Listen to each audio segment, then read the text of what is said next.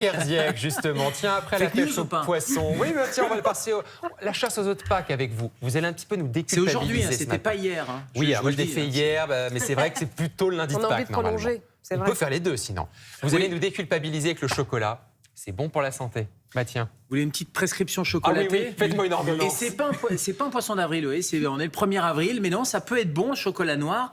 Donc c'est pas une prescription chocolatée, mais quand même, quand on regarde, il y a des bienfaits dans la consommation de chocolat noir. Regardez les 5 bienfaits que j'ai repérés. D'abord, c'est bon pour le cœur. Moins 37% de risque cardiovasculaire, de maladies cardiovasculaires dans un journal très sérieux. Pourquoi? Parce qu'il y a des composés qui sont intéressants, notamment les flavonoïdes à l'intérieur du chocolat. Ça va protéger vos vaisseaux et donc c'est riche en composés intéressants, en polyphénol, en flavanol, en catéchine et donc ce sont des composés qui vont protéger plutôt le système cardiovasculaire, diminuer la tension artérielle.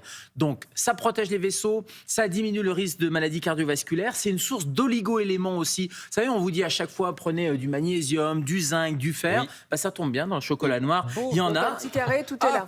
Exactement, il y en a même plus que dans les myrtilles ou dans les grenades. Moi, j'ai ma grand-mère qui me disait à chaque fois mange des myrtilles, c'est bon pour la santé. C'est une espèce de super fruit. Bah voilà, on a ces composés à l'intérieur du chocolat noir. 4e facteur protecteur pour les fonctions cérébrales. Ça diminue le risque de dépression et des études. Alors là, s'il faut prendre avec des pincettes ces études, mais 39% de dépression en moins par exemple. Et puis on sait que ça pourrait être protecteur, notamment des maladies neurodégénératives. Et allez, cerise sur le gâteau ou carré de chocolat sur le gâteau. Ça diminue, ça module le microbiote intestinal. Vous savez, ces bonnes et ces mauvaises bactéries. Bah, ça diminue les mauvaises bactéries et ça augmente les bonnes bactéries. Donc voilà, j'allais dire tout bénef avec ce chocolat noir. C'est pas mal, hein?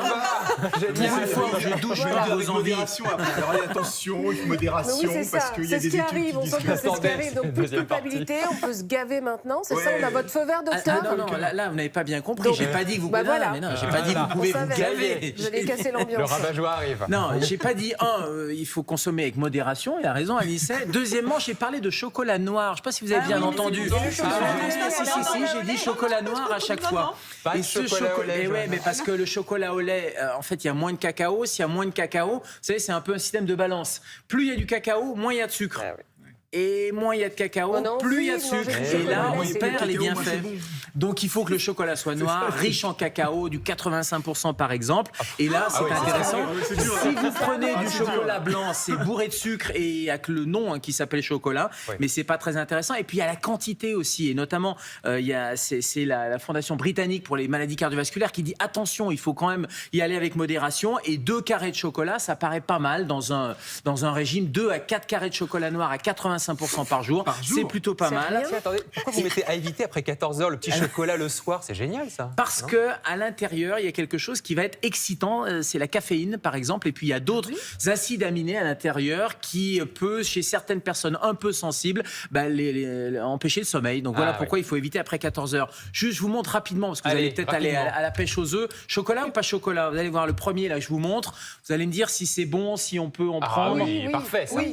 Oui, alors celui-là, regardez, celui-là, il est vraiment parfait. C'est Aleno et Rivoire et c'est du chocolat sans sucre. Ils ont remplacé le sucre par de l'eau de bouleau. Et donc ça, c'est intéressant parce que c'est du chocolat noir. C'est un goût sucré ou pas? Ah bien sûr, c'est un goût sucré. Alors moins sucré que du vrai sucre, mais c'est beau, c'est bon. Ça a beaucoup de cacao, Aleno et Rivoire et c'est assez formidable. Le deuxième, vous allez voir, est-ce qu'on peut en abuser? C'est délicieux. Oui, non, il n'y a pas de chocolat. Regardez, bon, on aime bien parce qu'il y a la petite surprise à l'intérieur. Vous pouvez, alors là, pour le coup, en consommer, mais vraiment avec modération.